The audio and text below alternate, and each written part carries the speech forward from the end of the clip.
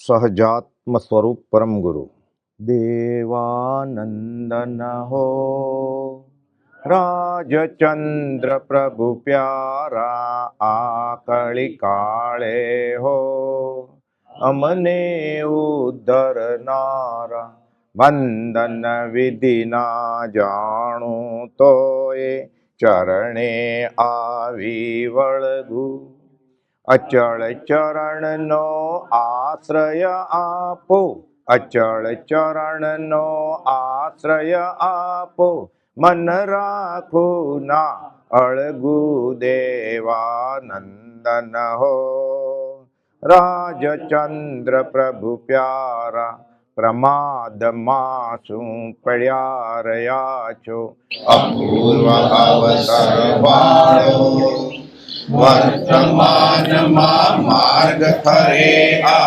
અનેક કંટક વાળો દેવાનંદન હો રાજચંદ્ર પ્રભુ પ્યારા ખસેડ કાંટા પરિશ્રમથી અમને થાપ ચડે છે અંતર આત્મા જે પ્રભુ જાણે અનુસરતા નડે એ દેવાનંદન હો રાજચંદ્ર પ્રભુ પ્યારા વર્તમાનમાં જ્ઞાની હોત તો કેળન છોડત તેની છેલ્લો શિષ્ય તો વીર પ્રભુનો છેલ્લો શિષ્ય તો વીર પ્રભુનો સુખદ સ્મૃતિ છે તેની દેવાનંદન હો રાજચંદ્ર પ્રભુ પ્યારા આકળી કાળે હો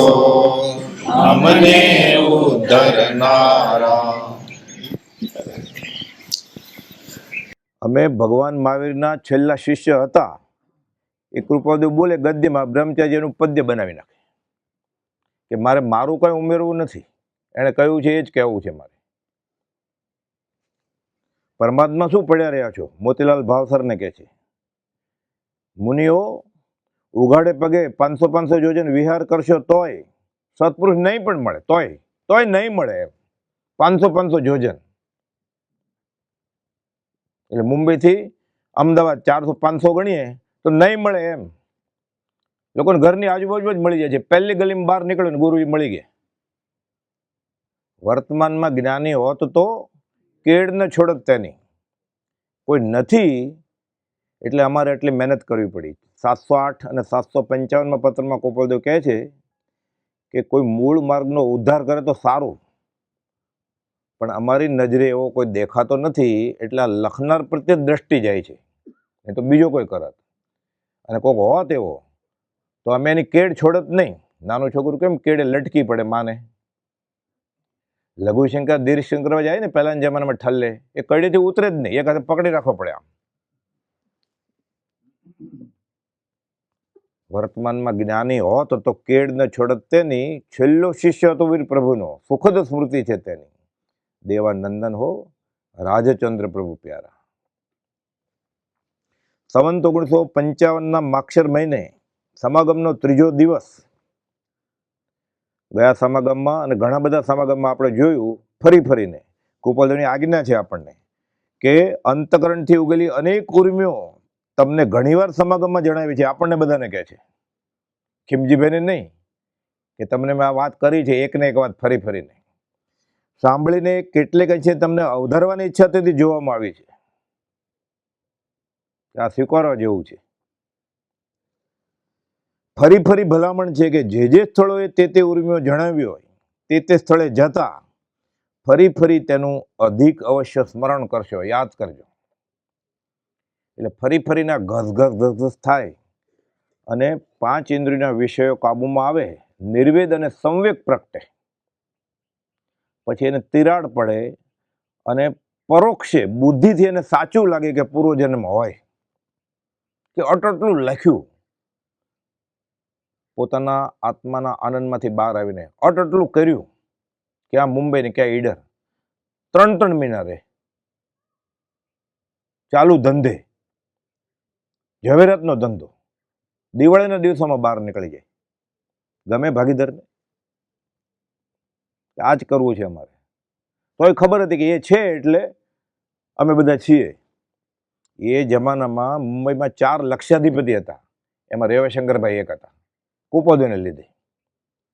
એટલે વ્યવહારમાં આપણે બોલીએ ને, કોનું પૂરનું કોણ ખાય છે કોને ખબર, એમ કહે ને, એનું યોગબળ હોય. એ હાજર હોય ને હિંસા ન થવાની હોય. એટલે જંગલી પશુ તો ન આવે, શિકાર કરવો હોય તો હરણેય ન મળે, સસલાય ન મળે. પ્રસંગો બનેલા છે ધરમપુરમાં. 1 મહિના રહેલા કૃપાલદેવ રણછોડ ધારસીભાઈને ઘરે. ફોરેસ્ટ ઓફિસર આવ્યા, બ્રિટિશરને ખુશ રાખવા માટે શિકાર હાજર કરવા પડે, એટલે બંદૂક લઈને ફરવા જાય ઘોડા ઉપર. હરણ સસલા જોવે એટલે શિકાર કરે. ન ગોઠવણ કર્યું, સાહેબ રીસાઈ જાય. કુપોલદેવ હતા ત્યાં, ગોતી ગોતીને થાકી ગયા, એક શિકાર મળ્યો જ નહીં. માફી માગી ગયા ઓફિસરને. કુપોલદેવ વિહાર કર્યો. જે શાસ્ત્રમાં લખેલું છે ને કે તીર્થંકરના હાજરીમાં 17 કિલોમીટર સુધી હિંસા ન થાય. અને વાત એમ પણ છે, અમુક વખતે અલંકારિક ભાષામાં કહ્યું હોય, અમુક વખતે સાચું પણ બન્યું હોય કે વાઘ અને બકરી સાથે બેઠા હોય સમોવસણમાં, એવો પ્રભાવ હોય. આ તો અનેકાંત વાત છે. પ્રભાવ હોય, અહીંયા પ્રભાવ થયો ને 4 જગ્યાએ ફરી ફરીને પ્રસંગો બનેલા છે. અલગ વ્યક્તિ, અલગ સ્થળ, અલગ સમય. 52માં 55માં પ્રભુશ્રીજી, ઠાકરસિંહ, ટોકરસિંહ છગન શાસ્ત્રી, ફરીવાર પ્રભુશ્રીજી. ઠાકરસિંહના 2 વાર પ્રસંગ છે. પ્રભુશ્રીને તો કુપોલદેવ જ કહેલું, મુનિ અહીં અવારનવાર વાઘ આવે છે, તમારે ભયનું કારણ નથી. અમને છે નો ભય. ધીંગ ધણી માથે કિયા કુણ ગુંજે નર ખેટ. ધીંગો ધણી કર્યો હોય તો પછી એ સંભાળશે. એના ચરણમાં જો દેહ છૂટી જાય તો એનાથી ઉત્તમ સમાધિ મરણ કયું હોય? જીવશું તો જીનવર તમારી ભક્તિ કરશું, મરશું તો મુક્તિ જશું. જીવું તો જીનવર જપું, મુએ મુક્તિ જાઓ, દોનો હાથ મેં લાડવા, જો ભાવે સો ખાઓ. સંવત 55ના માક્ષર મહિને સમાગમનો 3જો દિવસ પ્રાતઃકાળમાં તે જ આંબાના વૃક્ષ નીચે આવવા મુનિઓને આજ્ઞા કરી. એટલે બધા ત્યાં ભેગા થયા અને કુપોલદેવ પણ પધાર્યા. સાંકેતિક આંબો હતો, એ જ જગ્યાએ રોજ મળે. એટલે નિશાની રાખે ને કે આ આંબા કાલે મળેલા, ત્યાં મળશું એમ. ત્યાંથી કુપોલદેવ જાય ત્યાં જવાનું પાછળ પાછળ. દેવકીનું શરીર કૃશ હોવાના કારણે ધ્રુજતું હતું. કારતક માક્ષર મહિનો, ઠંડી હોય, અને આપણી જેમ બધું જેટલું વાપરવું એટલું વપરાય નહીં. કંઈ બધા નિયમ છે જૈન સાધુને. શાલ વરાવ્યા હોય, પછી સ્વેટર, જર્સી, ટી શર્ટ કે ફૂલ સ્લીવ, કાનટોપી, એ બધું શું બાંધવાનું, બધા નિયમ હોય કપડાના. એ બધી તૈયારી હોય તો જ સર્વસંગ પરિત્યાગ કરવાનો. નહીં તો ઘેર બેઠા તૈયારી કરવાની, એટલે થોડી થોડી વાતમાં ગરમી લાગી જાય, થોડી થોડી વાતમાં એર કન્ડિશન જોઈએ, પંખો જોઈએ. એ સાધન હોય તો ન વાપરે. જ્યારે ભોગ ઉપભોગના સાધન છે, ગરમી લાગે છે અને એર કન્ડિશન ન શરૂ કરે, આ પ્રેક્ટિસ થાય. થોડી સાકર ઓછી હોય, થોડી મીઠી ઓછી હોય તો અલગ અલગ જે વોર હોય ને. ઘણા લોકો જાજુ મીઠું ખાતા હોય, ઘણા ઓછું ખાતા હોય. આ નહીં ચાલે. એને ભોજનાલયમાં ન ચાલે, દીક્ષા લે તો પછી કેવી રીતે ચાલે? બગડે ને. એટલે પ્રેક્ટિસ કરવી પડે પહેલા. બહુ ઠંડી છે, મારે ભક્તિમાં નહીં અવાય, તો દીક્ષા લેવાશે આમથી અડધા કપડે. અને અમુક સંપ્રદાયમાં તો પહેરવાનું જ નથી કંઈ. એટલે ઝાડના થડ આગળ આમ બેસી રહેવાનું હોય, તડકો આવે ત્યારે ઉઠે. પછી તો ધ્રુજે તો શરીર, તો ધ્રુજવા દેવાનું. એ ધ્રુજે ને એટલે કર્મ હલે, એમ લખ્યું છે ખરે કર્મ. પછી સમજાવવા માટે ઠંડીમાં આમ જ કાયા થથરે, પછી ખોટી ધીરજ થાય. પછી દેવકજી મહારાજને એવું જ થતું હતું. અસ્વસ્થ શરીર, શરીર તો એનો ધર્મ ભજવે ને. વેદનાની મૂર્તિ છે. અહીંયા આવ્યા ત્યારે એટલે પ્રભુશ્રીજી, મોહનલાલજી મહારાજ અને નરસિંહ આગળ આવી ગયા. તો કે તમારે મોક્ષ જો અમર નથી જોતો, તો તમે આવો. તો કે અમે પાછળ પાછળ આવીએ છીએ. તો કે આવો. આવ્યા, પાછળ રહી ગયા. એટલે દેવકરીજીનું શરીર કૃશ હોવાના કારણે ધ્રુજતું હતું. ઋતુ શિયાળાની હોવાથી ઠંડી ઘણી હતી. અમે વગડો, ઝાડવા ને આવી ખુલ્લી જગ્યા અને માંદગી હોય ને એટલે ખવાય નહીં, એટલે ઓછું ખાધું એટલે વધારે ઠંડી લાગે. લક્ષ્મીચંદજી મહારાજે મુનિ દેવગુરુજીને કપડું ઓઢાડ્યું, એટલે પોતાનો ખેસ હોય ને નાખ્યો એના ઉપર. એટલે ગોપાલદેવ જોઈ ગયા. તે જોઈને ગોપાલદેવ બોલે, ટાઢ ભાઈ છે, ટાઢ ઉડાડવી છે, ટાઢ ઉડાડ્યું એને અહીંયા આવવાનું છે. ટાઢ ઉડે સાથે કર્મ ઉડે, સહન કરવું પડે. મુમુક્ષુને અમુક વસ્તુ નથી તો મારે નહીં ચાલે, એમ ન ચાલે. તો રિહર્સલ છે સર્વસંગ પરિત્યાગ, પછી તો માગીને ખાવાનું છે. એ કહેવાય નહીં શાલ લઈ આવજો, તો ઉદ્દેશિક આહાર થઈ જાય. એ પૂછે એક્સ્ટ્રા શાલ છે, માથે શિયાળો આવે છે, તો કે આ પડી છે જૂની, બાપા તો નવી વાપરે છે, તો એ જૂની આપે. પછી બજારમાંથી લઈને ન અપાય. ઉદ્દેશિક આહાર થઈ ગયો. તો ઉદ્દેશિક ગોચરી થઈ. ગોચરીના દોષ છે ને 42 અને 5 વાપરવાના, 47. પહેલો દોષ આ છે. એટલે તરત જ આપણને વિકલ્પ થાય. અત્યારે બધા આમ કરે છે, તો આપણે આચરણ સૂત્રમાં જે ભગવાન મહાવીરે સાધુના અને શ્રાવકના આચરણની વાત કરી છે એની વાત કરવાની. અત્યારે શું થાય છે એ કરનારો અને કરાવનારો જાણે. જગત જીવે કર્માદિના અચિરેજ કશું ન લીના, આપ સ્વભાવને રે અવધુ સદા મગન મન રે. આપણે ભૂલ ન કરે એમ. તો અનંતાનુબંધીનો આપનાર અને લેનાર અસંખ્યાત કાળ રખડે એમ લખ્યું છે. પણ મારે ધર્મ કરવો છે તો એટલો સહેલો છે ધર્મ.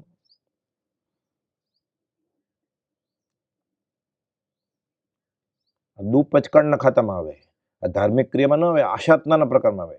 આ સદગુરુ સત્પુરુષના લક્ષ વગરની ક્રિયા, જેવું છૂટે નહીં, બંધાય. છૂટવાના નિમિત્તે બંધાય. રૂવાડા ઉભા થઈ જાય એવું છે.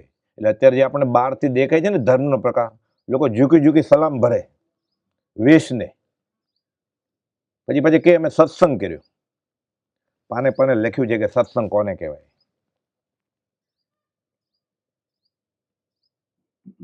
ઉપરથી તો કહેતા હતા હયાતીમાં છગન નાનજીને વઢવણમાં કે ફલાણાના સંપ્રદાયના સાધુ મળે ને એટલે પાછો ફરી જાય, પગલું નહીં મૂકતો. ત્યાં દ્વેષ નહોતો ગોપાલ.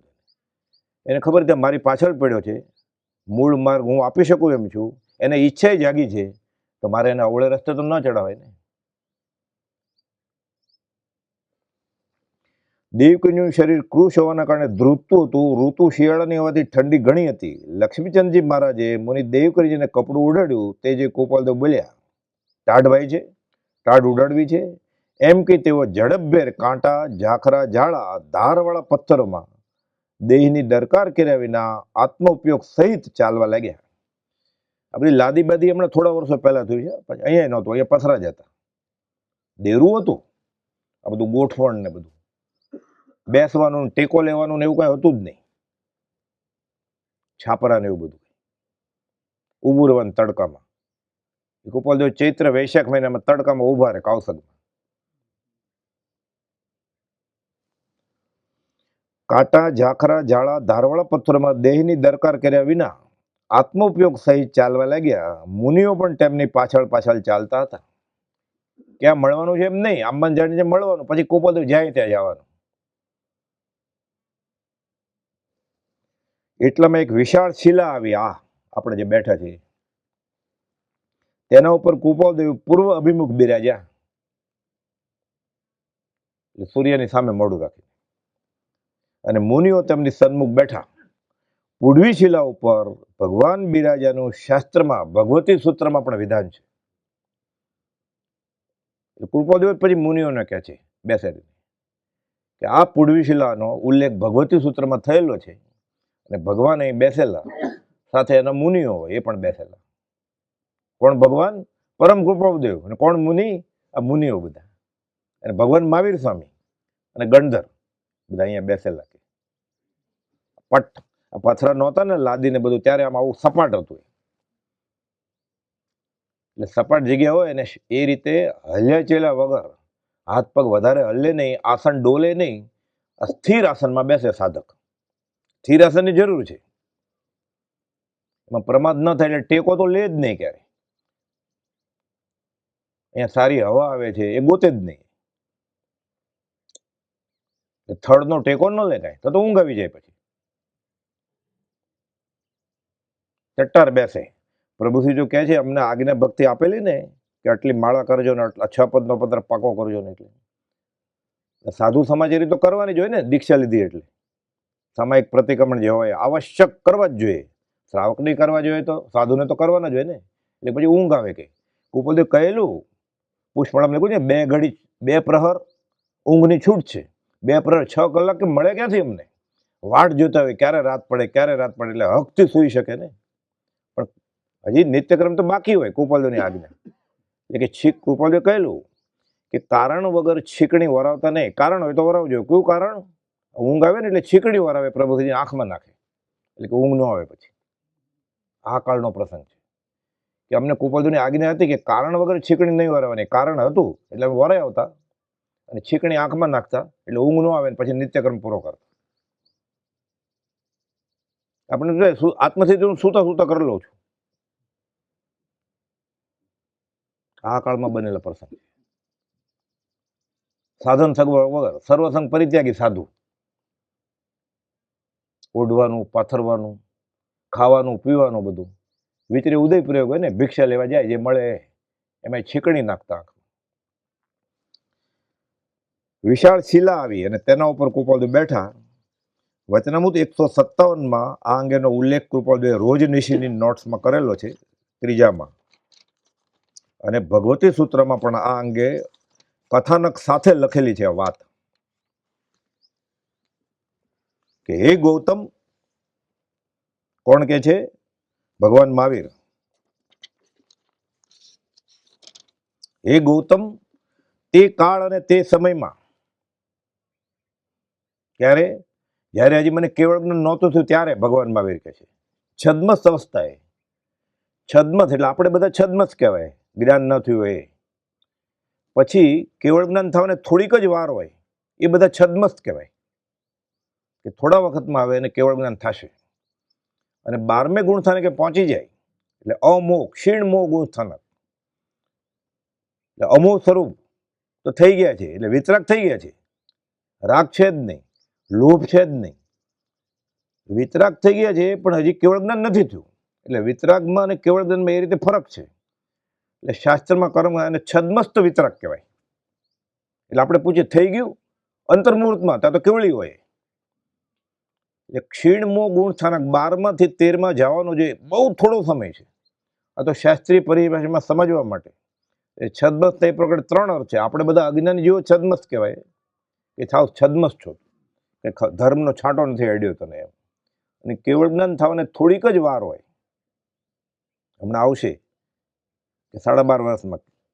એ ગૌતમ, તે કાળ અને તે સમયમાં છદ્મસ્ત અવસ્થાએ હું 11 વર્ષની પર્યાય, 10 ને 11 વર્ષ તો પૂરા થઈ ગયા છે. હવે ઢબઢબીને કાંઠે આવી ગયા છે અહીંયા સુધી. 11 વર્ષની પર્યાય છઠ્ઠે સાવધાનપણે 2 દિવસના ઉપવાસ, પછી પારણું, પાછા 2 દિવસના ઉપવાસ, પછી પારણું. નિરંતર તપશ્ચર્યા અને સંયમથી આત્મતા ભાવતા ભાવતા પૂર્વાનું પૂર્વીએ ચાલતા ચાલતા એક ગામથી બીજે ગામ જતા જતા જ્યાં સુષ્પારપુર નગર, એટલે ઐતિહાસિક શાસ્ત્રો તપાસે ને એટલે ઈડરનું નામ સુષ્મારપુર હતું. ખંભાતનું નામ ત્રંબાવટી. બધા અલગ અલગ નામ હોય. ખંભાયત પછી અંગ્રેજો આવ્યા ને કેમ્બે પાડ્યું નામ. બધા અલગ અલગ નામ હોય એવા શાસ્ત્રમાં. અત્યારે કેમ નામ બદલે છે, પછી અહેમદાબાદ અને પછી કર્ણાવતી કે પ્રયાગરાજ, અલ્હાબાદ, એમ એવી રીતે નામ બદલે પછી. એટલે કહે છે કે સંયમથી આત્મતા ભાવતા ભાવતા પૂર્વાનું પૂર્વીએ ચાલતા ચાલતા એક ગામથી બીજે ગામ જતા જ્યાં સુષ્મારપુર નગર, જ્યાં અશોક વનખંડ બાગ, જ્યાં અશોક વર પાદપ એટલે ઝાડ, જ્યાં પૃથ્વી શિલાપટ્ટ, આ શિલાપટ્ટ કહેવાય, આવ્યો. આવીને અશોકવર પાદપની નીચે પૃથ્વી શિલાપટ્ટ પર અષ્ટમ ભક્ત ગ્રહણ કરીને, અષ્ટમ એટલે 3 ઉપવાસ, છઠ એટલે 2 ઉપવાસ, બંને પગ સંકોચીને નજીક લાવીને, લાંબા કર કરીને, લાંબા હાથ, એક પૂતગલમાં દ્રષ્ટિ અડગ સ્થાપીને કે હું આને જ જોયા કરીશ, એટલે બીજે નજર ફરે જ નહીં. ઘોડો કેમ ચાલે એટલે ડાબલા હોય એટલે બીજું કંઈ દેખાય જ નહીં એટલે બરોબર ચાલે. એમ પૂતગલ ઉપર ન જાય.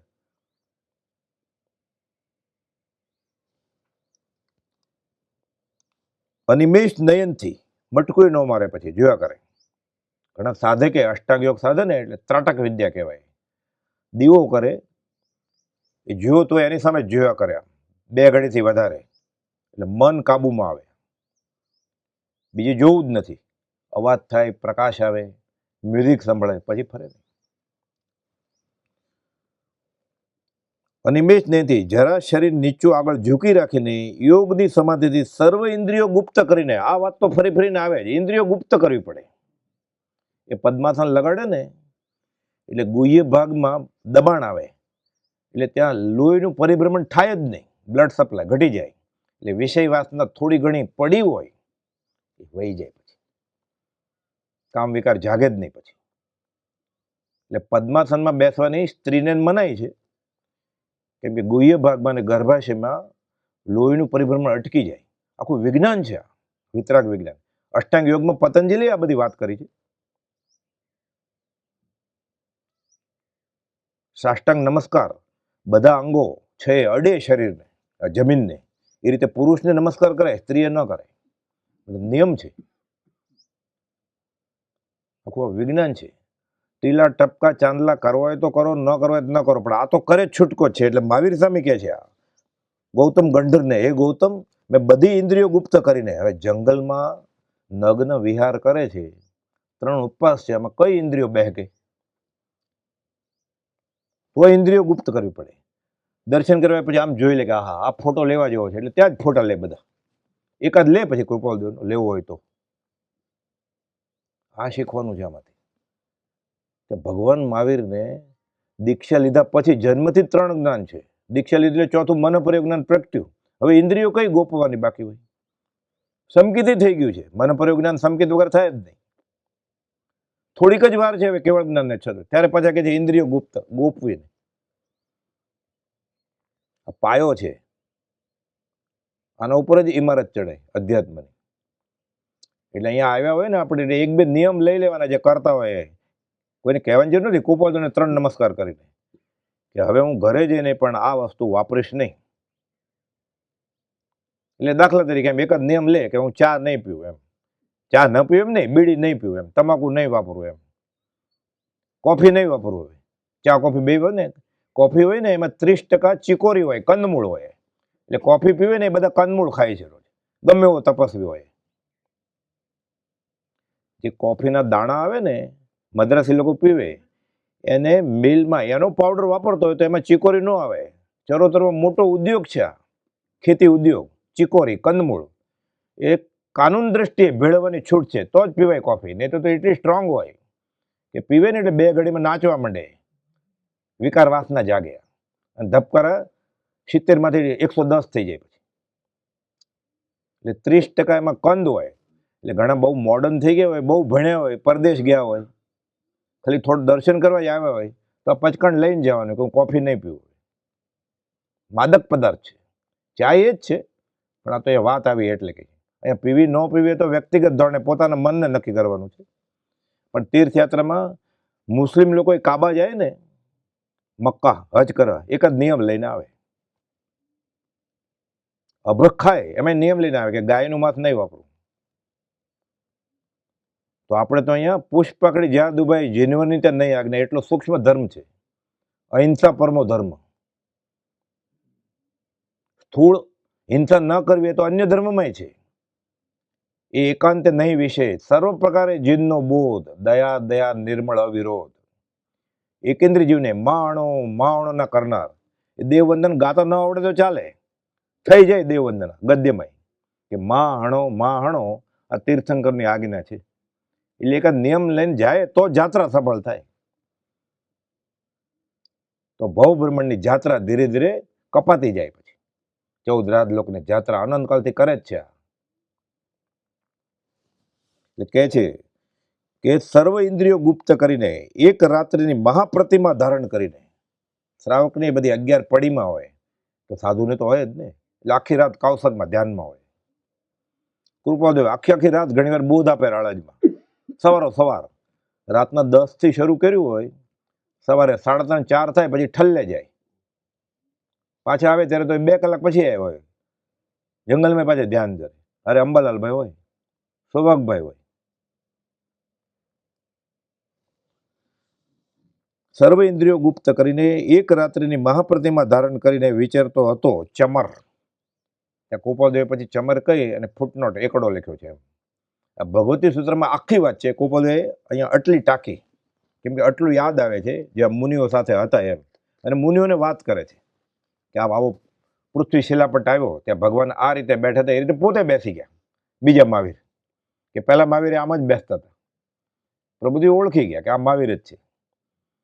કુપોલદેવ મળ્યા પછી પ્રભુજીએ આકાશી ભગવાનની વાત કરી જ નથી.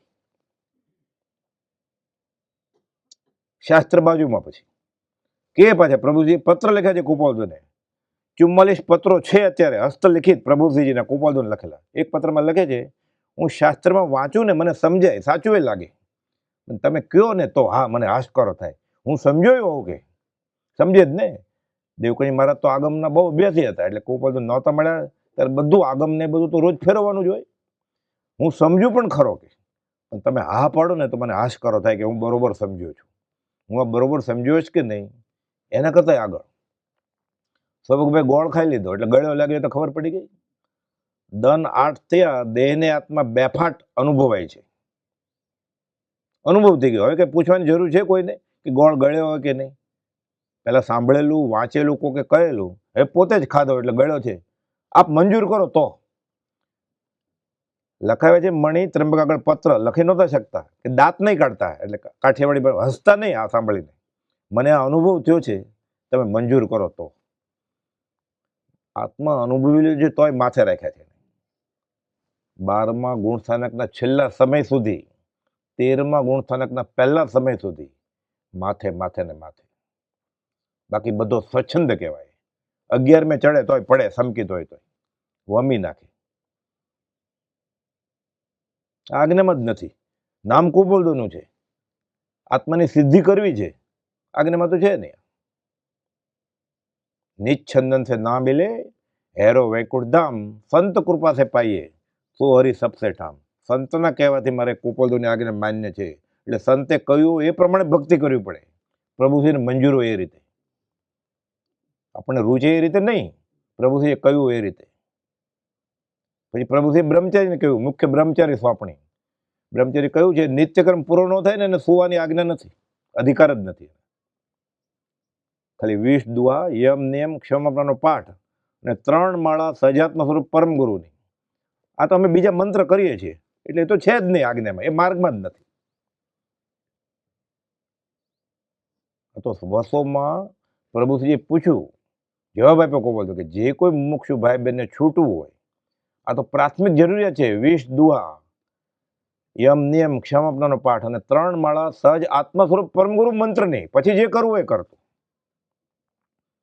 ના અમે બીજા કૌશબમાં કરીએ છીએ, લોગોસની સામાયિક કરીએ છીએ, કરવાની જ છે, ના નથી. આ 3 માળા તો થવી જ જોઈએ. અમે નમુથણોનો કૌશબ કરીએ છીએ, કરવાનો જ છે, કોણ ના પાડે. જ્ઞાની એક પણ ધર્મકરણીનો નિષેધ કરતા જ નથી. અશુદ્ધ હોય તોય ના નથી પડતા. કોઈ બધું લખ્યું છે, કોઈ શુદ્ધાશુદ્ધ કરણી કરતો હોય તો કરવા દેવી, અશુદ્ધમાંથી શુદ્ધ આવશે ને, નહીં કરતો હોય તો વાત જ ક્યાં છે. પણ આટલું તો કરવું જ પડશે. આ ન થાય, આજ્ઞા લીધી છે બ્રહ્મચર્ય, એને સુવાનો અધિકાર છે નહીં. ઊભો કરવાની છે, એટલે ઊંઘ આવતી હોય કાલે કરી લઈશ, આજ નો એમ કાલે જમી લઈશ એમ કે જ ક્યારે કાલ જમી લઈશું, આજે નથી જમવું એમ. અને કદાચ શારીરિક અસ્વસ્થતા લીધે ન થાય, મને બેભાન થઈ ગયો છે, વેન્ટિલેટર પર મૂક્યો છે, તો બીજે દિવસે 2 દિવસનું ખાઈ ન લેવાય, 3 દિવસનું સાથે 3 દિવસની ભક્તિ ચડી ગઈ તે કરી લેવી પડે.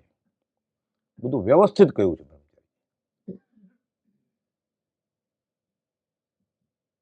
કે ઊભો કરવાનો, પછી એનો દંડ પોતાને જ આપવાનો કે 3 માળા નથી કરીને એટલે આજે હું 4 કરીશ, 4 ન થાય ને એટલે 6 કરીશ. એટલે કે મનને ખબર પડે કે મને શિક્ષા મળે છે. પછી પોતે ને પોતે શિક્ષા ન ભોગવી હોય એટલે સીધો થઈ જાય. બીજાનું તો માનવાનું જ નથી, ભગવાનનું નથી માનતો, આપણું તો કોણ માને. એટલે પોતાને જ પછી ગુરુ બનાવવાનો.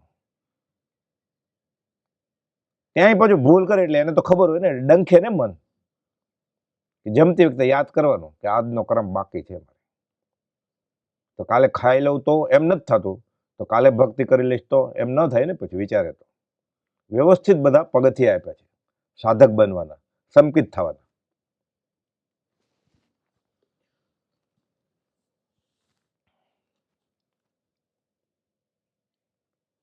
હવે આપણે જે આ વાત કરી ને કે એક રાત્રિની મહાપ્રતિમા ધારણ કરીને હું વિચારતો હતો, કોણ કે છે? ભગવાન મહાવીર ગૌતમ ગંડરને કહે છે. આ જગ્યાની વાત કરે છે. હવે ભગવતી સૂત્રમાં અહીંયા કુપાલદેવ પછી કાઉન્સમાં લખી નાખ્યું ચમર ઉત્પાત, એમ ચમર. તો આ ચમર શું, એકડો શું ને આ ભગવતી સૂત્રનું રેફરન્સ શું, એ આખી કથાનકની વાત છે. એટલે કુપાલદેવને બધું આંખ સામે ખડું થાય છે. એટલે મુનિઓને કહે છે કે અમને આ અનુભવ થયેલો. ભગવાન મહાવીર વિહાર કરતા કરતા એકવાર સુષ્માપુર નગરમાં પધાર્યા. અહીંયા આ ભગવતી સૂત્રમાં લખેલું છે. ત્યાં પૂઢવી શિલા પર ધ્યાન ધરી રહ્યા હતા. તે આરસામાં એક બનાવ બન્યો. તે આ પ્રમાણે છે. વિભેલ નામના ગામમાં પૂરણ નામે એક ગૃહસ્થ રહેતો હતો. તેમણે તાપસ દીક્ષા લઈ બાળ તપ એટલે અજ્ઞાન તપ 12 વર્ષ સુધી કર્યું. પુણ્ય બહુ બંધાય, છૂટવામાં કામ ન આવે. દેવલોકે જાય, પુણ્ય કરે અમરાપુર પામે, અંતે 84માં 12 વર્ષ અજ્ઞાન તપ કર્યું, બાળ તપ કર્યું. એટલે આજ્ઞા વગર પોતાની બુદ્ધિએ તપસ. એવા ઘણા જુનાગઢના બાવા હોય, બહાર નીકળે જ નહીં, ખાખી બાવા, ખાલી લંગોટી જ પહેરે. ઘણા સાવ નગ્ન જ હોય, ભભૂતિ ચોપડે, ધૂણી ધખાવીને તાપે ઉનાળામાં, તડકામાં ઉભા રહે હાથ ઊંચા કરીને 2-2 કલાક. આ તાપના લે એમ કહેવાય. તપ છે આ. પુણ્ય બહુ બંધાય, લાખો કરોડો વર્ષનો દેવલોક બંધાય, મોટો અબજોપતિ થાય, છૂટવામાં કામ ના આવે. એ દાને કરે, એનું દાન ખોટી જગ્યાએ જ જતું હોય, વિતરાગ માર્ગની પ્રભાવનો ન થતી હોય. એ જમાડે નાચ જમાડે, સામે વત્સલ્ય કરાવે, બધાને અભોગ ખવડાવતો હોય, સંઘે લઈ જાય, બરફના પાણી આપે બધાને. વર્ષે તો પારણાનો સંઘ લઈ જતો હોય, આખું વર્ષ ઉકાળેલું પાણી પીધું, પછી બધાને ઠંડા પાણી આપે બરફના. પતી ગયું.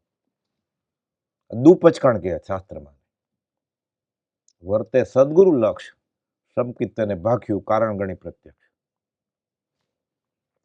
વેલ નામના ગામમાં પૂરણ નામે ગૃહસ્થ હતો. તેણે તાપસ દીક્ષા લઈ બાળ તપ અજ્ઞાન તપ 12 વર્ષ કર્યું. છેવટે 1 માસનું અંચન કર્યું, 30 ઉપવાસ, માસ ખમણ. મૃત્યુ પામી ચમરેન્દ્ર થયો. છેલ્લે ઇન્દ્ર આવે ને, ચમરેન્દ્ર, મહેન્દ્ર, સૌધર્મેન્દ્ર, એટલે બધા દેવોનો પાછળ માલિક હોય, દેવાધિદેવ. ઇન્દ્ર પદવી છે, ડિગ્રી છે, હેડ ઓફ ધ ડિપાર્ટમેન્ટ. અવધિ જ્ઞાનથી તેણે પોતાની ઉપરના સૌધર્મેન્દ્રને જોયો. હાથમાં આંબળું કેમ પડ્યું એમ દેખાય બધું અવધિ જ્ઞાનથી. પણ સમ્યક દર્શન ન હોય તો વિભંગ જ્ઞાન કહેવાય, કુઅવધિ જ્ઞાન. એ દેખાય બધા દેવોને અને બધા નારકીઓને અવધિ જ્ઞાન તો હોય જ, સંકિત ન હોય તોય. મારી ઉપર કોક છે દેવલો, એટલે ઈર્ષ્યા અને ક્રોધ આવી.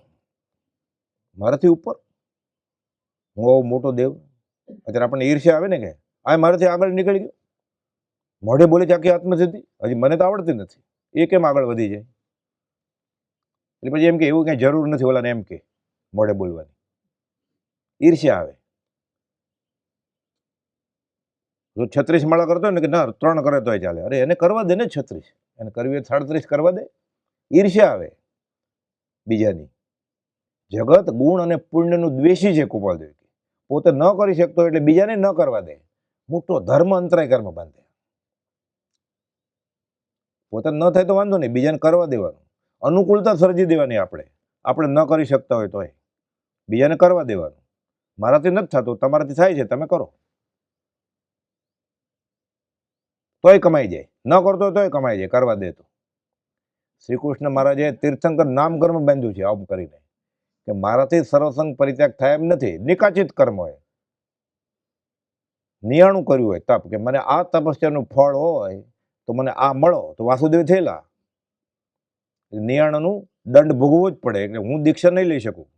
જેને લેવી હોય એના માતા પિતાને હું એના પુત્ર પુત્રી કરતા સારી રીતે સાચવીશ, એ જીવશે ત્યાં સુધી. તીર્થંકર નામકર્મ બાંધી લીધું. દ્વારિકાનો દાહ થવાનો હતો, નેમિનાથ ભગવાનની દેશનામાં આવ્યું એટલે ભાગે છે તો કે જેને જવું એ જાઓ, હું તમારા મા બાપને સાચવીશ. એટલે આપણે ન કરી શકીએ તો બીજો કરતો હોય અને ટેકો આપવાનો, ટેકો ન આપી શકે તો અંતરાય તો નહીં જ કરવાનો. એમ કેમ કે મારાથી ઉપર કેમ, ક્રોધથી તેની સામે લડવા જેવા ગયો. તેના સામાનિક દેવતાઓ બધા સરખા સામાનિક દેવ કહેવાય બધા, કે એના પુણ્ય એ ભોગવે છે, આપણા પુણ્ય આપણે ભોગવીએ છીએ. એના પુણ્યનું મળ્યું, આપણે ઈર્ષ્યા કરાય નહીં, આપણે એને પહોંચી શકીએ નહીં, આપણાથી આગળ છે. સુરત સામે ધૂળ ન ઉડાડે, આ માનતા નથી, બુદ્ધિ ભ્રષ્ટ થઈ ગઈ છે. સામાનિક દેવતાઓ સમજાવે છે કે તેના પુણ્ય પ્રભાવે તેને મળે, તમારા પ્રમાણે તમને મળે, અમારા પ્રમાણે અમને મળ્યું છે. સ્વધર્મ તમારા કરતાં બળવાન છે, તેના પુણ્ય વધારે છે, તેનો પુરુષાર્થ વધારે હતો. ચમરેન્દ્ર માન્યો નહીં, છતાં તેને વિચાર થયો, હું લડવા તો જાઉં છું, પણ આ મને કહે છે, આ સલાહ આપે છે, સાચી વાત હશે તો હું ભાગીશ ક્યાં, પછી મને મારવા આવશે તો. સામાનિક દેવોની વાત સાચી હોય તો જરૂર પડે તમારે શરણ કોનું લેવું. અહીંયાની વાત છે, આ પૂર્વી શિલાની. હવે કુપોલદેવ ખાલી એટલું જ કોઈ ચમર તમે ગોતી લેજો. પછી પ્રભુજી પૂછ્યું ક્યાંથી ગોતું, એટલે કુપોલદેવ કે અહીંયાથી વાંચી લેજો. પછી અવધિ જ્ઞાનથી જોયું તો પૂર્વી શિલા પર ભગવાન ધ્યાનમાં બેઠા હતા, કે અહીંયા ભગવાન છે, કે કદાચ મારે ભાગવું પડે તો હું આ સંસાર નગરની પૂર્વી શિલા ઉપર વયો જાય ભગવાન આગળ. પછી ઇન્દ્રને જે કરવું પડે, સૌધર્મ ઇન્દ્રને તેનું શરણ લઈ પછી સૌધર્મ દેવલોકમાં ગયો અને ઇન્દ્રની સામો થયો. ઇન્દ્રએ તરત જ ઉપયોગ મૂકે એટલે વજ્ર છોડે. એની નિયમ છે, વજ્ર છોડે એટલે સામેવાળાને વાગે જ, મારે જ. પણ તીર્થંકરના આ પ્રભાવ હોય ત્યાં એ હથિયાર અસર ન કરે, બાકી બધે કરે છે. વજ્ર છોડે છે. ચમરેન્દ્ર ભાગ્યો, કંથવો થઈને ભગવાનના 2 ચરણ વચ્ચે આવીને ઉભો રહી ગયો, નાનો એવો. ભગવાન અહીંયા બેઠા હતા કૌશગમાં. ઇન્દ્ર ફેંકે તો ભગવાનને વાગે ને, ધક્કો તો લાગે ને, કે હું શું કરું છું. તરત જ વજ્ર ઉપયોગથી પાછું ખેંચી લે છે. કંથો થઈને ભગવાનના 2 ચરણ વચ્ચે રહ્યો. ઇન્દ્રે આવીને જોયું એટલે વજ્ર પકડી લીધું ને ભગવાનને નમસ્કારીને બોલ્યો, એ ભગવાન, મને ખબર નહોતી કે આ તમારો શરણ છે, એને તમારું શરણ લીધું છે. આ હાથીનું પગલું પ્રભુજી કહે છે, સસલો વાઘને કહે છે, વાઘ પકડવા આવ્યો સસલાને. પ્રભુજી દાખલો આપ્યો છે ઉપદેશ બોધમાં કહેતા, ધ્યાન રાખજે, જો પગલું જો કોનું છે, હું આના શરણે છું, કે મને મારીશ ને આ મોટા પગલાવાળાને ખબર પડશે. વાઘે જોયું, બાપ આ તો મોટાનું પગલું છે. વાઘ સસલાથી બીને ભાગી ગયો, કે આ એના માલિકને ખબર પડશે તો મારી હાલત શું થશે. કે હાથીનું પગલું આ પ્રભુને તો અનુભવ થયો હોય ને, કે અમારામાં કાંઈ બળ નથી, પણ અમે જેનો આશરો લીધો છે, અમે શૂરણાને શરણાપન્ન થયા છીએ, હવે રક્ષણ કરશે ને અમારું. હું આનું શરણું છે. ભગવાન તમારું શરણું આણે લીધું છે, મને ખબર નહોતી, નહીં તો વજ્ર મુકત જ નહીં. તમારા આશ્રિતને મારે હેરાન કરાય, મારે તેનું રક્ષણ કરવું જોઈએ. એટલે કુપોલનું નામ હોય ને એટલે આખી દુનિયા એક બાજુ હોય. આ બાજુ અક્ષયણી સેના, 18 સેના, આ બાજુ શ્રીકૃષ્ણ ખાલી સારથી છે, રથ હકાવવાળા. કામ થઈ ગયું ને. આ બાજુ કુપોલદેવ પ્રભુજીને આખો સંઘ, લોકમુખે પોક કે સંપ્રદાયની લપ ગઈ મારે. જીતને તારે ગગન મેં, ઉતને શત્રુ હોય, કૃપાભાઈ ગુરુ રાજ કી, બાલ ન બાકા હોય. ધીંગોધણી મારી સાથે છે ને, એ નક્કી કરશે, એ તારે કે મારે, એને જે કરવું એ કરશે. તમારો આ આશ્રિત છે, મને ખબર હોત તો હું વજ્ર મુકત નહીં, મને માફ કરો. પછી ભગવાનની સ્તુતિ કરી તે પોતાના સ્થાને ગયો. ચમરેન્દ્ર પણ સ્તુતિ કરી, ચમરચંચા ગયો, બધા નામ હોય બધા શાસ્ત્રમાં. અને પોતાના સર્વદેવોને ભગવાનના દર્શન કરવા લઈ આવ્યો, કે મેં આ અનુભવ્યું છે, ચાલો દર્શન કરવા. એ મારામારી કરતો હતો, બટ ભગવાન આગળ આવ્યો. સર્વે ભક્તિ કરી અને સવારે ભગવાન ત્યાંથી વિહાર કરીને વયા ગયા અહીંયાથી. આ વાત પ્રભુશ્રીને કુપાલદેવ કરે છે બધી. અને એ રીતે આ પૂર્વી શિલા એ બધા મુનિ બેઠા છે અને કુપાલદેવ બોધ આપે છે. પછી અહીં પૂર્વી શિલા ઉપર બૃહદ દ્રવ્ય સંગ્રહ ગ્રંથ જે આપણે જોયેલો એ કુપાલદેવ લઈ આવેલા. પાર્શ્વનાથ ભગવાનના દેરાસરમાં જે હસ્તલિખિત ગ્રંથ જોયો ને, એ ગ્રંથ અહીંયા કુપાલદેવ લઈ આવેલા અને પૂર્વ ભવે ગોપાલદેવ તો અભ્યાસ થયેલો, આ ભવે રિવિઝન કરી લીધેલું, એ બીજાને આપવું છે, આત્મદ્રષ્ટિ કરાવી છે. એટલે દ્રવ્યસંગ્રહ ગ્રંથ 58 શ્લોક નેમિચંદ્ર સિદ્ધાંતિ દેવે લખેલો છે, જે પોતે ઈડરના દિગંબર જૈન પુસ્તક ભંડારમાંથી કઢાવ્યો હતો, તે લગભગ અડધો અહીંયા વાંચ્યો પ્રભુશ્રીને, અડધો ઉપર સીધે શિલાએ, એ વાત આવશે પછી કાલે. તે વખતે સાધુ સભાએ તેની અદ્ભુત વૈરાગ્ય દેશા વડે સદગુરુની ભક્તિ આત્મામાં ઉલ્લાસ પામી. દેવકીજી મહારાજ તો શાસ્ત્રના વધારે અભ્યાસી, કે આવો આનંદ અમને જૈન શાસ્ત્રો વાંચતા ક્યારે આવ્યો નથી, અને આવી સમજણ આવી નથી ક્યારે. એટલે દ્રવ્ય દ્રષ્ટિ કે પર્યાય દ્રષ્ટિ વહી જાય, હું શરીર છું જ નહીં, હું આત્મા છું, એ ખ્યાલ થાય. ઇન્દ્રિયો બધી સુકાઈ જાય, પછી મન મરી જાય, પછી થોડા દિવસ તો ખુમારી રહે ને સંઘની. એમાં તીવ્ર વૈરાગ દશા આવી તરત જ, એટલે દેવકીજી મહારાજ બોલ્યા, હવે અમારે ગામમાં જવાની શું જરૂર છે, કઈ તો ઉઠવું જ નથી અમારે. કૃપાલદેવ કહે છે, એ પૂછ્યું છે, તમને કોણે કહ્યું કે ગામમાં જાઓ, રહ્યો અહીંયા આત્મામાં વયા જાઓ. દેવકીજી મહારાજ કહે છે, શું કરીએ, પણ પેટ પડ્યું છે ને. કૃપાલદેવ જવાબ આપે છે, મુનિઓને પેટ તે જગતના કલ્યાણને અર્થે છે. જો પેટ ન હોત તો મુનિ ગામમાં જાત જ નહીં, અને પર્વતની ગુફામાં વસી કેવળ વિતરાગ ભાવે રહી જંગલમાં વિચરત. તેથી જગતના કલ્યાણ રૂપ થઈ શકત નહીં. લોકોને કેમ ખબર પડે ધર્મ શું છે? એટલે પ્રભુશ્રીને ખબર પડી, દેવકીજી મહારાજને ખબર પડી, એટલે પછી જગતમાં જઈને બધાને માર કે ને એ મોક્ષે વયા જાય. તો વાત છે, કૃપાલદેવ કહ્યું ને, લઘુશંકા જેટલો પ્રમાદ કરવાથી અમારે આટલા ભાવ કરવા પડ્યા.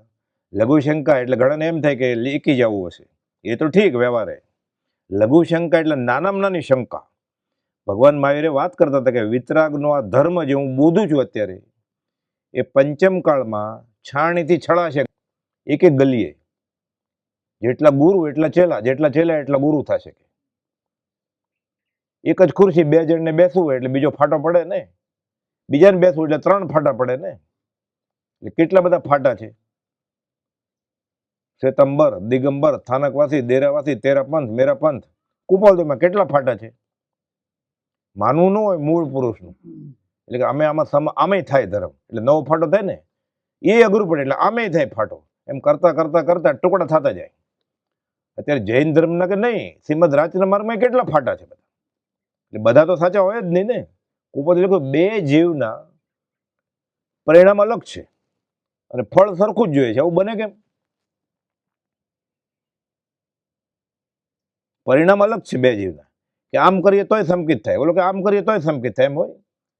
પછી પ્રભુ સમજાવતા 6 6 36, 6 ગુણ્યા 6 એટલે ટેબલ્સ હોય ને, 6 6 36, 18 દુ 36, 12 3 36, 36 એકુ 36. જો જવાબ સરખો જ આવવાનો હોય તો કાં ગુણક કે કાં ગુણ્ય, મલ્ટીપ્લાયર કે મલ્ટીપ્લિકન્ટ ફેરફાર થાય, સાધુ થાય કે ગૃહસ્થ હોય, પણ નિયમ તો પાળવા જ પડે, તો જ જવાબ સરખો આવે ને. એ તો 35 કે 37 આવે ને. કૃપાલદેવ ફોર્મ્યુલા આપી છે કે જો ફળ સરખું જ જોતું હોય તો, અને પરિણામ તદ્દન અલગ છે, કે ના 5 ઇન્દ્રિયો પોષીએ તોય ચાલે, મન કાબુમાં ન હોય તોય ચાલે, આનંદ આવવો જોઈએ. આપણે મનને બહુ કસવાનું નહીં, કંઈ આપણે ભાવે એ ખાવાનું, આપણને ભાવે એ પીવાનું, અને આપણે આંટો મારી આવવાનો મંદિરમાં, દેરાસરમાં, અને નેમ પ્લેટ લગાવી દેવાની કે હું કૃપાલદેવનો, હું મહાવીરના માર્ગમાં છું. કોને બતાવવું છે? રોકે જીવ સ્વચ્છંદ તો પામે અવશ્ય મોક્ષ, તો મોક્ષ થાય. સ્વચ્છંદ પોતાનું ડાપણ છોડવું પડે, જ્ઞાનીની આજ્ઞામાં જ રહેવું પડે. ફંટાઈ જાય એનું કામ નથી. શરૂઆતમાં સરખું જ લાગે બધું. આત્મસિદ્ધિ તો સરખી જોઈએ, 142 ગાથા, 20 દુઆ સરખા જોઈએ, 20 દુઆ. ક્ષમાપના સરખી જોઈએ ને, એ ભગવાન બહુ ભૂલી ગયો, એટલે સરખું જ લાગે ને. આગળ જતા પછી પ્રભુજી કહેતા ઠગારું પાટણ છે, કે આગળ જાશો ને હમણાં નહીં તો પછી લૂંટાશો નક્કી. તમે ભૂલાશો, લોભાશો, લગભગ લૂંટાશો સિંભણી. દિશે રસ્તો સહેલો. આપણને તો મળી ગયું છે, ઘણા એમ કે વચરામૃત મળી ગયું એટલે સંકિત થઈ જ ગયું ને. આપણને તો જ્યારે મળ્યું એને સંકેત થઈ ગયું. તને કેમ મળ્યું છે? આશય પ્રમાણે તો વર્તન કરતો નથી, તો આગમ આપણે ઘરે હોય એટલે આપણે બધું મળી ગયું કહેવાય. રસોડામાં રસોઈ પડી ગયું એટલે પેટ ભરાઈ ગયું. તો ખાવા શા માટે જાત પછી? એટલે ભૂલાશો, લોભાશો, લગભગ લૂંટાશો સિંપણી, દિશે રસ્તો સહેલો, ભવ શિખરણી, અંત અઘરો. બહુ અઘરું છે. હમણાં નહીં તો છેલ્લે લૂંટાઈ જશે. પછી પોતાને એમ થાય મેં બહુ કર્યું ધર્મ, કે મુનિઓનું પેટ આ જગત માટે છે. જો ન હોત એનું પેટ તો એ ગામમાં જાત જ નહીં, પર્વતની ગુફામાં રહેત અને વિતરાગ ભાવે રહી જંગલમાં વિચરત. તેથી જગતના કલ્યાણરૂપ થઈ શકત નહીં. તેથી મુનિનું પેટ જગતના હિતાર્થે છે. એટલે સંસારી પાસે જે ટુકડો લીધો ને ભિક્ષા માગીને, જૈન સાધુને ભિક્ષુ કહેવાય. એના બદલા મેં આત્માની વાત કરે, એના બદલા મેં આત્મા સિવાય બીજી વાત કરતો હોય, અનંતાન મંદિરનો બંધ પડે. સંસારી કા ટુકડા, ગજગજ જૈસા દાંત, ભજન કરે તો પચે, નહીં તો કાઢે આંત. આ ગાથા પ્રભુશ્રીજી કુપોદોને લખે છે કે હું તો લોકોના રોટલા માગીને ખાઉં છું અને મને સમકિત તો છે નહીં. ભગવાન હવે તમારું શરણ છે મને, નહીં તો મારી શી ભલે થશે. કે હવે મને ખબર પડી ધર્મ શું છે. મેં દીક્ષા તો લઈ લીધી. કુપોદે જવાબ જ ના આપે. એટલે ફરી વાર પાછળ લખે, આ બળા દુષ્ટ દાસી લલુના પ્રણામ. રૂબરૂ તો હું તમને નહીં વિનંતી કરું, પણ પત્રરૂપી દર્શન તો આપો. આપણે વાંચીએ ને, આપણે એમ ત્યાં શું ભક્તિ કરી છે, રૂવાડા ઊભા થઈ જાય. એટલા કોમળ કોમળ કોમળ. કુપોદોના ગુનામાં ક્યાં આવે છે? પ્રભુશ્રી જે કર્યું એ. કુપોદો તો બહારથી ગૃહસ્થ હતા ને. કુપોદોના ગુનામાં ક્યાં આવે? તો લખે દુષ્ટ દાસી લલ્લુના પ્રણામ. ચરોતર પ્રદેશમાં બહુ ગુનો કરે ને, ઝઘડો થાય ને, એટલે પુરુષને સ્ત્રી કે હવે છાની માની બેઠી રે, બોલતી બંધ થા. એમ તું કા સ્ત્રીલિંગમાં બોલે. પ્રભુશ્રી પોતાને સ્ત્રીલિંગમાં, એમ હું હલકો છું થાવ. આ અધમધમ અધિકો પતિત. તમારી દુષ્ટ દાસી લલ્લુ. દાસ કહેવાય ને પુરુષ હોય તો, દાસી કે હું અબળા છું, મારામાં તાકાત જ નથી.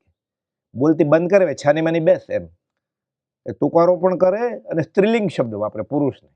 એ પોતે જ સ્વીકારી લે છે કે આ અધમાધમ અધિકોપતિત. આ માન પ્રત્યે તો દીનપણાનું માનજો. આ ગાથાના અર્થ જોતા હોય ને આપણે, માન પ્રત્યે તો દીનપણાનું માનજો.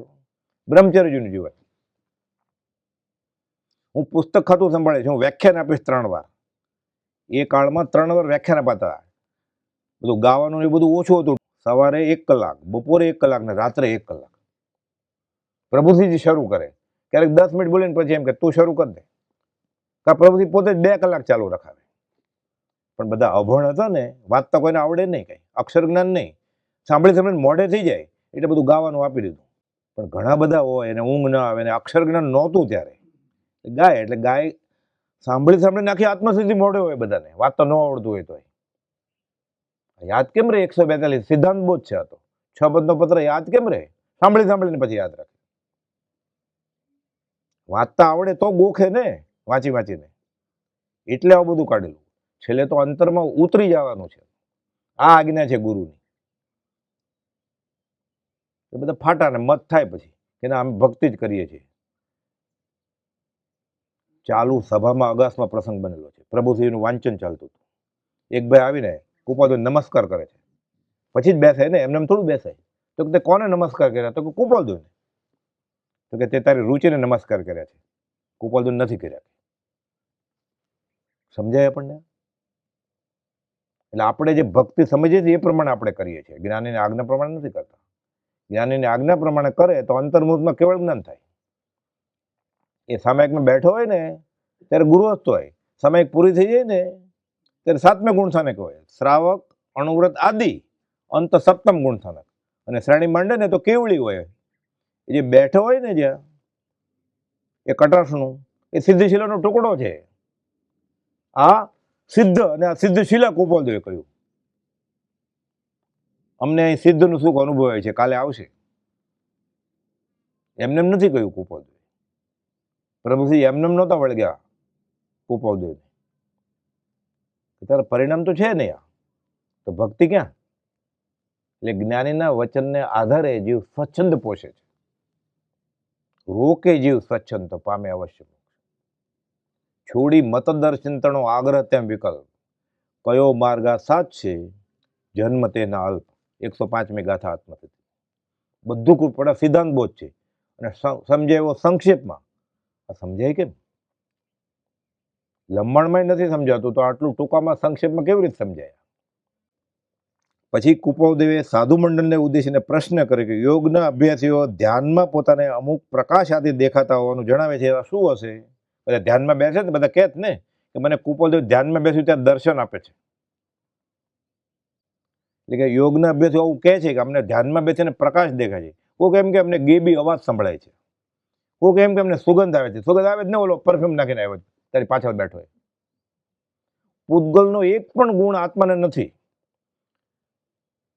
આ વિકલ્પ કરવાની કુપોદેવે 15 જગ્યાએ ના પાડી છે. રૂપાથી ધ્યાન કરવાની વચનામૃતમાં. સત્સંગ વિના ધ્યાન તે તરંગરૂપ છે. જે વાસ્તવિક જ્ઞાનીને ઓળખે છે, એટલે આપણે માટે જે શ્રીમદ રાજચંદ્રને ઓળખે છે, એ ધ્યાન આદિકને ઈચ્છે નહીં, એ અમારો અંતરંગ અભિપ્રાય છે. વચનામૃત 335 સૌભાગભાઈને લખ્યું છે. 128 સત્સંગ વિના ધ્યાન તે તરંગરૂપ છે. 128, 335, 735, 330 ખંભાતના કૃષ્ણદાસ બાળ બ્રહ્મચારી. કુપોદેવે સર્ટિફિકેટ આપ્યું છે કે તમે દર્શન પરિચયમાં છો, આમાંથી સંકિત આવશે, એમ લખ્યું છે. અંબાલાલભાઈના સમાગમી ધ્યાન કરતા હતા એટલે મને ધ્યાનમાં તેજોમય પદાર્થ દેખાય છે, આ વિકલ્પ છોડી દેજો. પ્રભુજીને પૂછે છે અરૂપી એવો આત્મા, એ વિશે હમણાં પ્રશ્ન પૂછતા નહીં. 518 કે છે પ્રભુજીને કુપોદેવ કે છે કે અરૂપી આત્મા વિશે હમણાં પૂછતા નહીં, એ જ વિનંતી. મહેરબાની કરીને સમય નહીં બગાડતા. લખી લેવાનું, કોતરી લેવાનું. આવું નાટક ચેટક બંધ થઈ જાય એટલે, અને 20 દુઆ ગાવા માંડે. ક્ષમાપના જાપ, સજાત્મ પરમ ગુરુ, સજાત્મ પરમ ગુરુ જાપ કર્યા કરવાનું. જે ગુનો આપણે નડે છે ને, એ યાદ કરીને માળા કર્યા કરવાની. એની મેળે દેખાઈ જશે. પ્રભુજીએ કહ્યું છે અમે તમને આ મંત્ર આપીએ છીએ ને, એટલે આત્મા આપીએ છીએ. આત્મા હમણાં નહીં તો પછી દેખાશે તમને. એને વાર લાગેલી પ્રભુજીને. આજ્ઞા મળીને સજાત્મ પરમ ગુરુનો મંત્ર 52 મળ્યો, રાળતથી મોકલાયો સૌભાગભાઈ મારફતે. પછી મુનિ કેમ લાગે છે? કુપોદેવ પૂછે છે. પાછા ચરોતરમાં આવે ત્યારે હજી કાંઈ દેખાતું નથી. કુપોદેવ જારી રાખો, દેખાશે. જારી રાખ્યું, દેખાણું. પછી મૃત્યુ મહોત્સવ કરીને ગયા. ઉતાવળ કરે એમ કામ થાય એવું નથી. પ્રભુજી કુપોદેવને કહેતા હોય કે કાંઈ દેખાતું નથી, અને ધીરજ રાખી આપણે હાથમાં આવે એટલે સંકિત થઈ જાય. એટલે 128મા પત્રમાં, 330માં, 335માં, 735માં, 466માં, ઉપદેશ નોંધ 35માં, 735માં કુપોદેવે ધ્યાન કરવાની ના પાડી છે. રૂપાતીત ધ્યાન, ધર્મ ધ્યાન, ભક્તિ ધ્યાન, શુભ ધ્યાન કરવાની છૂટ જ છે. પ્રાર્થનામાં બેસીને, ક્ષમાપના બોલીને, કુપોદેવના ચિત્રપટ સામે ઊભો રહીને કે બેસીને 18 પાપથાનક યાદ કરે, એની ના નથી. કે નસકોરા ચડાવીને ધ્યાનમાં વયો જાય જ ને જીવ, પછી આવું બધું દેખાવા માંડે પ્રકાશ. એની અહીંયા કુપોદેવ ના પાડી. આપણે ત્યાં બેઠા છીએ. એટલે આપણા બધા ખ્યાલ છોડીને ફરીવાર પછી એ જ આજ્ઞા ભક્તિ, 20 દુઆ, યમ નિયમ, ક્ષમાપનનો પાઠને માળા, અને સાથે અભક્ષનો ત્યાગ, રાત્રિ ભોજનનો ત્યાગ, સાત વસનનો ત્યાગ. એ તો બધું કરવું જ પડે. સટ્ટો રમતો હોય, શેર બજારનો બંધ કરવો જ પડે. એ આશ્રમમાં પૈસા આપે તો લાગુ ન પડે. યુવા આમિષ મદિરાદારી, આહેટક ચોરી પરનારી, એ સપ્ત વ્યસન દુઃખદાયી, દુરિત મૂળ દુર્ગતિ કે જાય. પાછું નહીં તો હું દાન કરીશ. જૈને જૈનેતરમાં હાથ કાદવવાળા કરીને પછી ખરડીશ, પેલા પછી સાફ કરીશ, એવું લખ્યું નથી. ત્યારે પૂર્ણ કરવું જ ને. શુદ્ધમાં તો નથી, રોજ ગાય જ ને આપણે, શુદ્ધ ભાવ મુજમાં નથી. એટલે કાં શુભમાં છે કાં અશુભમાં છે. અશુભ ભાવ છોડી દે એટલે શુભમાં પૂર્ણ થઈ જ ગયું ને. તારે પૂર્ણ કરવાની જરૂર નથી, તારે પાપ છોડી દેવાની જરૂર છે, એટલે પૂર્ણ થઈ જ ગયું. પીપા પાપ ન કીજીએ, પૂર્ણ કિયા 12,000. અને અર્જન્ટ જોઈએ છે, અર્જન્ટ હોય થતું એ રીતે થાય ને, થતું એ રીતે થાય ને, ફળ સીધું મળે. એ લગ્ન કરે પછી 2-5 વર્ષ જાય, પછી એને એવો યોગ હોય, માગણાવાળા હોય, તો પત્ની સગર્ભા થાય, પછી સંતાન થાય, સીધું ફળ મળે. થતું એમ થાય. પ્રભુજી કે રાતોરાત લાંબી દાઢી થાય? મહિનો તો ખમવું પડે ને, ગોઠવવી હોય તો દાઢી. રાતોરાત લાંબી દાઢી થઈ જાય? આપણે રાતોરાત લાંબી દાઢી કરવી છે, એમ ન ચાલે. જે રસ્તેથી ભગવાન મહાવીર તર્યા છે, એ જ રસ્તેથી શ્રી કૃષ્ણ તરશે. જે રસ્તેથી શ્રી કૃષ્ણ તર્યા છે એ જ રસ્તેથી ઋષિનો ભગવાન તરેલા. એ કોઈ 3 કાળમાં પરમારથનો પંથ. 2 રસ્તા નથી મોક્ષમાં. આ તો પ્રવચન સરની ગાથા છે 199મી. કુનકુન આચાર્ય મહારાજે લખી છે.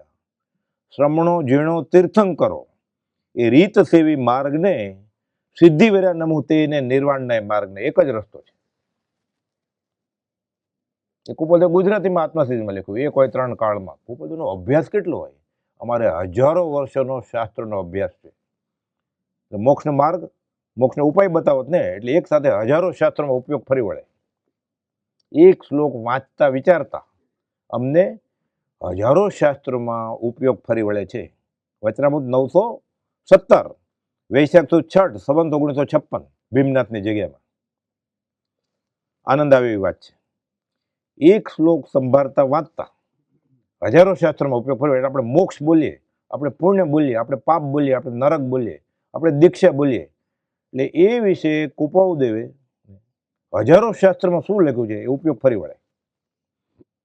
હજારો એટલે લાખ તો નહીં ને. હજારો એટલે 1000 એકેય નહીં ને. વચમાં રાખીએ તમારું નહીં મારું નહીં, 50,000. અડધું વચમાં, અડધો લાખ થયો ને. એક શ્લોક સંભાળતા અડધો લાખ, 142 ગાથા લખતા 71 લાખ શાસ્ત્રમાં ઉપયોગ ફરી વળ્યો ને. આ આત્મસિદ્ધિ શાસ્ત્ર છે. 71 લાખ શાસ્ત્રમાં ઉપયોગ ફરી વળ્યો કુપાલદેવે અને 1.5 કલાકમાં આત્મસિદ્ધિ લખી. સમજાવ્યો સંક્ષેપમાં સકળ માર્ગ નિર્ગ્રંથ. આ મહાત્મ્ય આવે આવતું નથી. અચિંત્ય જ મહાત્મ્યનો નથી પ્રફુલ્લિત ભાવ. હજી બીજું વાંચે છે લોકો. ના મને સમજાતું નથી. તો આત્મસિદ્ધિના એક ગાથાનો અર્થ બ્રહ્મચર્ય કર્યા છે. ત્યારે ક્યાં અર્થ શીખવા જવું છે? 20 દુઆના અર્થ કર્યા છે. સજાતનો પરમગુરુ મંત્રના અર્થ કર્યા છે. પાને પાને ક્ષમાપણના અર્થ કર્યા છે. લીટીના નહીં, શબ્દના.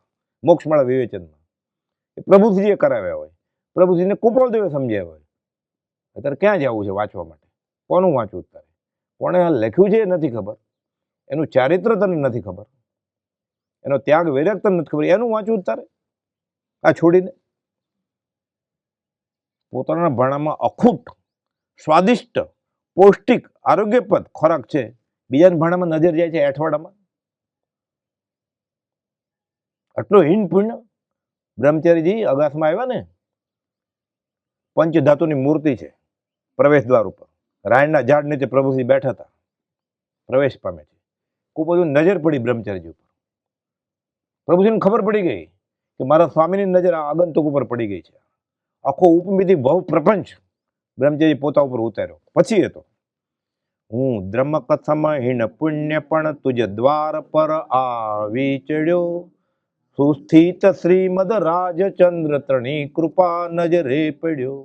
ત્યાં સંત શ્રી લઘુ રાજ સ્વામી પ્રેમ સહસા મેં મળ્યા, મુજે દ્રષ્ટિ રોગ મટાડવા જાતે પરિશ્રમમાં ભળ્યા.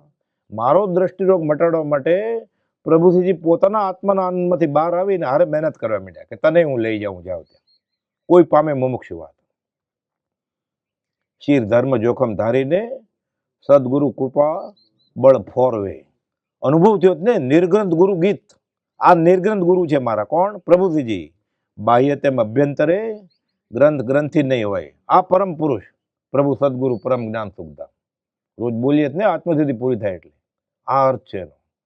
બ્રહ્મચર્ય જે પ્રજ્ઞાબોધમાં લખ્યું છે આ નિર્ગ્રંથ ગુરુ ગીતમાં. આશ્ચર્ય કર આચાર્ય પદવીને દીપાવી ગૌતમે, પોતે ને કેવળ જ્ઞાની પણ શિષ્યો વરે કેવળ ક્રમે. ગુરુ ભક્તિ તો ખરી તે નહીં જેનું હૃદય વીરમાં રમે, શ્રુત કેવળી પણ શિર પરે ગુરુ આણ ધારે ઉદ્યમે. આમાં ક્યાં આવી પ્રભુજીની વાત ને બ્રહ્મચર્યની વાત આવી? પછી આગળ લખે છે બ્રહ્મચર્ય, કળિકાળમાં પણ સત્ય તેવી ભક્તિ ગુરુની સંભવે, એવો અનુભવ આપતા લઘુરાજ મેં દીઠા હવે. નિશંક માર્ગ બતાવતા જે માર્ગ અનુભવ તે જુએ, શિર ધર્મ જોખમ ધારીને સદગુરુ કૃપા બળ ફોરવે. મારો દ્રષ્ટિરોગ મટાડવા માટે પોતે સંપ્રદાય દીક્ષા ભિક્ષા બધા નિયમ બાજુમાં રાખીને સાથે મહેનત કરવા આવ્યા. કે ચાલો તમે લૂંટમ લૂંટ કે આત્મા સીધો 4 જણ માટે જ હતી, આપણને કોણ આપે? અમે લૂંટાવીએ જ કે લૂંટો કે શિર ધર્મ જોખમ ધારીને.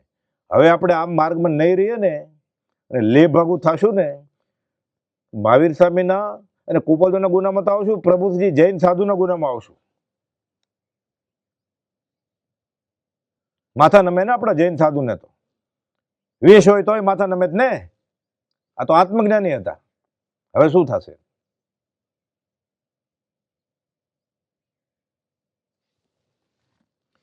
કુપોલદેવે સાધુ મંડળને પછી ઉદ્દેશીને પ્રશ્ન કર્યો કે યોગના અભ્યાસીઓ ધ્યાનમાં પોતાને અમુક પ્રકાશ વગેરે દેખાય તે શું હશે? કોઈ સાધુ ઉત્તર આપી શકે નહીં. ખબર હોય તો ન જ બોલે ને. હવે દેવકુંડ બોલે કે તમારા મોઢેથી અમારે જવાબ જોઈએ છે, એટલે કંઈક અમે ભૂલ કરતા હોય તો ખબર પડે.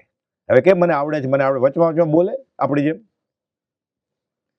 કોઈ ઉત્તર આપ્યો નહીં. કુપોલદેવ પોતે જ ખુલાસા કર્યો કે ધ્યાનની અંદર ચિંતવે તેવું યોગના અભ્યાસીને દેખાય. પછી કહે છે અહીંયા બેઠા બેઠા દ્રષ્ટાંત તરીકે ધ્યાનમાં અહીંયા બેઠીને આત્માને પાડા જેવો ચિંતવી અને એને પૂછડું આ પાડ જેવડું છે તે દેખાય. બધા કહે છે ને મને ધ્યાનમાં આવે આત્મા દેખાય છે. એટલે વૈષ્ણવ ધર્મી હોય ને ધ્યાન ધરે ને શ્રી કૃષ્ણ વાંસળી વગાડે એ દેખાય, અને જૈન ધ્યાનમાં બેસે ને મહાવિદય ને બધું દેખાવા મળે. આ જ વાત હોય. અને આગળ ક્યાંક થાય ને અનુભવ, પછી આપણે જાય ને ક્યાંક કયો એટલે તરત જ કે અહીંયા ગાય જાતી તેને આચરણમાંથી દૂધ નીકળ્યું, ખોદ્યું એટલે શિવલિંગ નીકળ્યું. જૈન હોય ને તો એમ કે અહીંયા તીર્થંકરની મૂર્તિ નીકળી, ત્યાં દેરાસર બનાવ્યું. બધે હોય જ આ જોડી જ દે બધે. એ ચમત્કારને ધર્મ માને છે. એ પછી કોના હાથમાં કોદાળી છે એ ઉપર આધાર રાખે શું નીકળ્યું.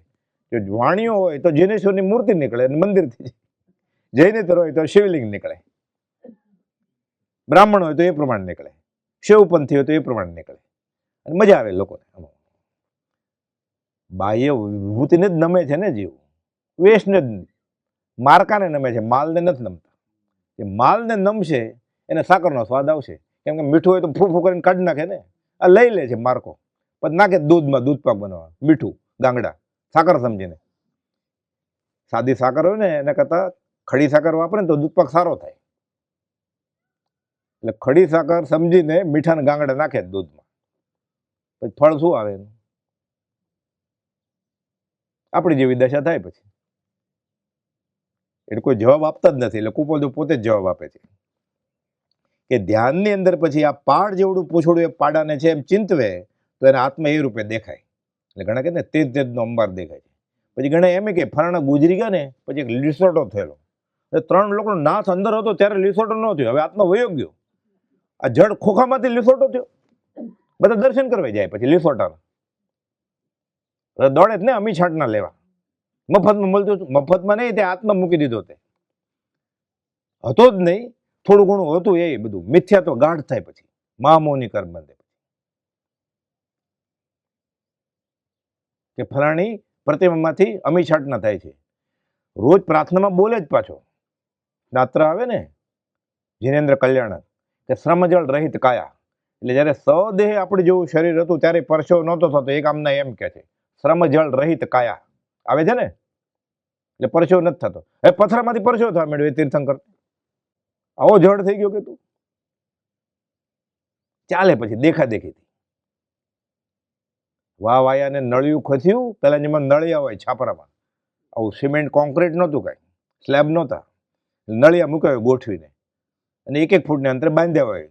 વાયાને નળિયું ખસ્યું તે દેખીને અવાજ થયો એટલે કૂતરું ભેસ્યું. ચોર ત્યાંથી આવે ને.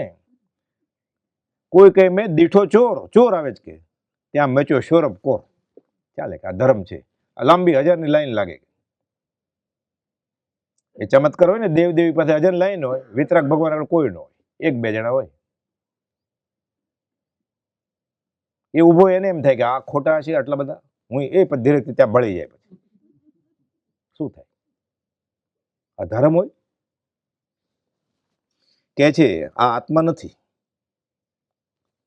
પણ તેને જોનાર છે એ આત્મા છે. જે દ્રષ્ટા છે દ્રષ્ટિનો જે જાણે છે રૂપ. બાકી આત્માથી આ બધી ગાથા સમજાવી દે કુપોલદેવ આવી રીતે.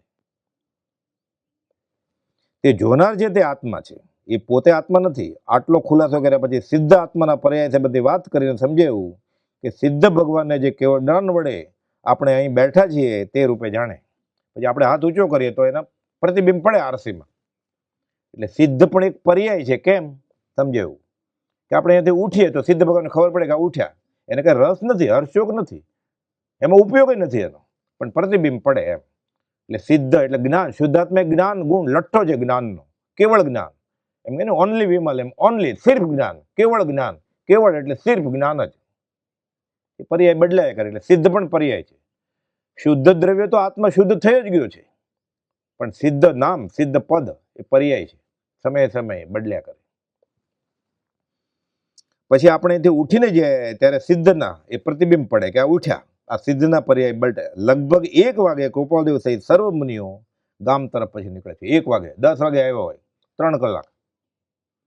આપણે હજી પોણી કલાક ઘડિયાળે રાખી સામે ઘણા બધાની આંખ ઘેરાય છે બધી, એટલે હજી રાત ચાલુ જ છે. હાલા હાલા, એટલે દર્શન આવણીય કર્મ છે. આવે જ ઊંઘ, દર્શનને આવરણ એટલે આત્માને સંકિતને આવરણ હોય ને એટલે ઊંઘ આવે. એટલે આપણે ઊંઘ આવે ને એટલે સમજવાનું કે આપણા દર્શન આવણીય કર્મ કેવા છે. જ્યારે જ્ઞાનીના વચન વંચાતા હોય એટલે પછી ઊભું થઈ જવું પડે, આંખમાં પાણી છાંટવું પડે, ઓછું ખાવું પડે, ગરિષ્ઠ આહાર ઓછો ખાવો પડે, ટેકો લઈને બેસવાનું છોડવું પડે, ઊભા રહી જવું પડે. જ્યાં ગમતું હોય ને એ આસન છોડી દેવાનું, ન ગમતું તો ઊભું રહેવું પડે. એટલે આત્મા સજાગ થાય ને પછી આત્મસત થાય. એટલે કહે છે લગભગ 1 વાગે કૃપાલદેવ સહિત સર્વ મુનિઓએ ગામ તરફ ગમન કર્યું. રસ્તામાં ચાલતા ચાલતા દ્રવ્ય સંગ્રહની પહેલી ગાથા, મંગળાચરણ, આપણે જે કાલે ગયેલા ને જે પહેલી ગાથા હતી, કૃપાલદેવ ધૂનમાં રટન કરતા કરતા હતા. નાગ જેમ મોરલીના ધ્વનિ પર એકતાર થઈ જાય તેમ કૃપાલદેવ ધ્વનિના ધ્વનિથી ઉઠતા અમે બધા, પ્રભુજી કહે છે, અમે બધા આનંદમાં એકતાર થઈ ગયા. એ કઈ ગાથા હતી? એ ગાથા છે કે જીવમ જીવમ દવમ જીણવર સહેણ જીણ દિણિંદ દેવિંદ વિંદ વંદે સવદ શીર્ષા. પહેલી ગાથા દ્રવ્ય સંગ્રહની. એનો અર્થ છે દેવોના પણ દેવો, દેવાદિદેવ તીર્થંકર ભગવાન, ઇન્દ્રને પણ પૂજ્ય, જે જીનવરોમાં ઉત્તમ, બધા કેવળી. એ બધા કેવળીમાં મોટા કેવળી કોણ? એ સામાન્ય કેવળી નહીં, પણ તીર્થંકર નામ કર્મ રહીને જે જન્મે, બધા જીનેશ્વરોમાં પણ ઉત્તમ એવા શ્રી તીર્થંકર ભગવાન, જેણે જીવ અને અજીવ દ્રવ્યનું નિરૂપણ કર્યું છે. આ દ્રવ્ય સંગ્રહ ગ્રંથ જીવ અને અજીવનું નિરૂપણ કર્યું છે. તેને મસ્તક નમાવીને સર્વદા સર્વ પ્રકારે હું સદા વંદન કરું છું. સહજાત્મ સ્વરૂપ પરમ ગુરુ પરમ કૃપાળુ દેવ કી જય. 8 ને 16 થઈ છે. એકાદ પ્રશ્ન પૂછવો હોય તો પૂછો કઈ, અને સમાધાન થઈ ગયું હોય તો પછી જાય. એટલે આ જ જગ્યાએ કૃપાળુદેવ, 7 મુનિઓ, ફરી ફરીને પાછા પ્રભુજીજી અહીંયા અવારનવાર આવતા, અને સૌભાગભાઈને અહીંયા કૃપાળુદેવ લઈ આવેલા અને આત્મદ્રષ્ટિ કરાવેલી. અહીંયા અર્ધો દ્રવ્ય સંગ્રહ ઉપર વાંચ્યો. એ બધું અવસરે વાત કરશું. એટલે એ ભૂમિ છે, એ સ્પર્શેલી ભૂમિ. આપણે સમરશિખર જાય તો આમ કરીએ ને, એટલે આ જ સમરશિખર છે, આ જ અષ્ટાપદ છે, આ જ પાલિતાણા છે, આ જ સિદ્ધ ક્ષેત્ર છે. કૃપાળુ સહજાત્મ સ્વરૂપ પરમ ગુરુ.